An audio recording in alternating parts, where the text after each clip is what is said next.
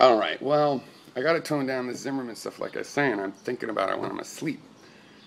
I caught myself again last night, like middle of the night, went to bed early. Middle of the night, I'm thinking about things, and it's like, what? Catch myself. But I already did it, so it's too late to not do it. I need to regulate the input so that that doesn't happen.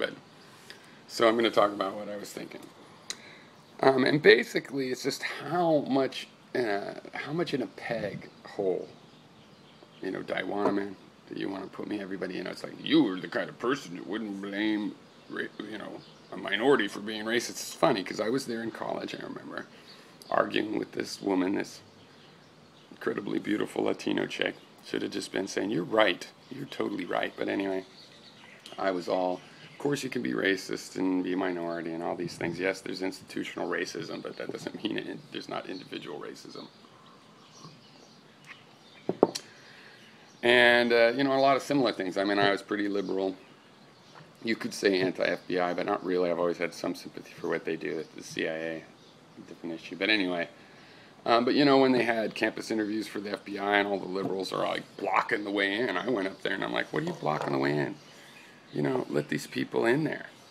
This is not your place to tell them, to make it so that they can't do this or have to go off campus or some stupid petty thing. There's time and time again like that. I attack the liberal side for its, went to the liberal kids at Berkeley, and it's like, you know what, you guys aren't really thinking about these issues. You're just here because it's a social gathering.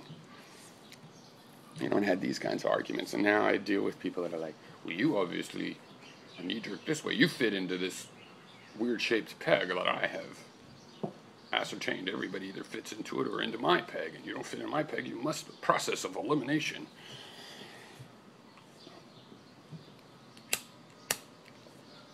It's comical to me because I know I don't have a vested interest. I have no problems with the picture being that an unarmed kid did something that required self-defense in general. This doesn't look at all like that in this case. In this case, it's pretty obvious.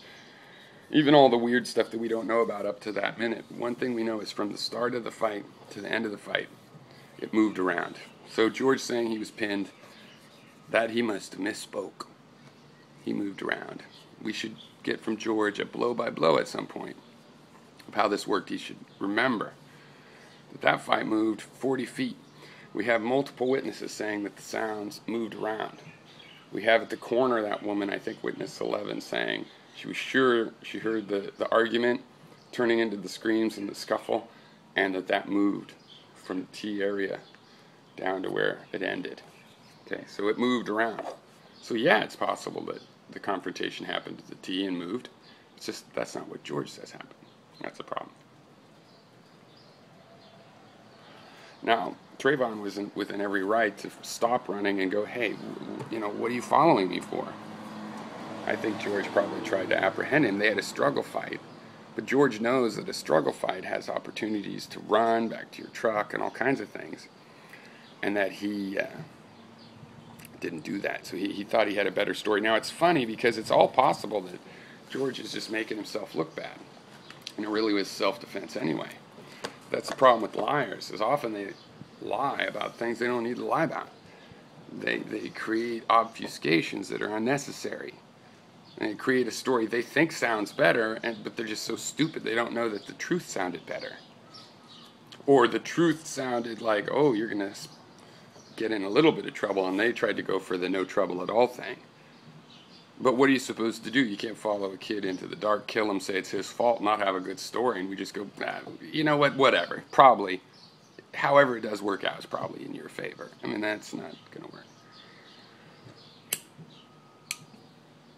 But I'm really curious, I asked and they don't answer, is like, what is it? They think they have my biases all sewn up. Well, what is it? Well, if this was a white kid, I'd be for George.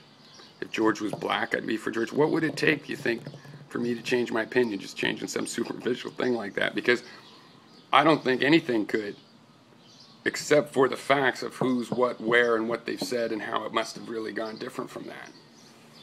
Right?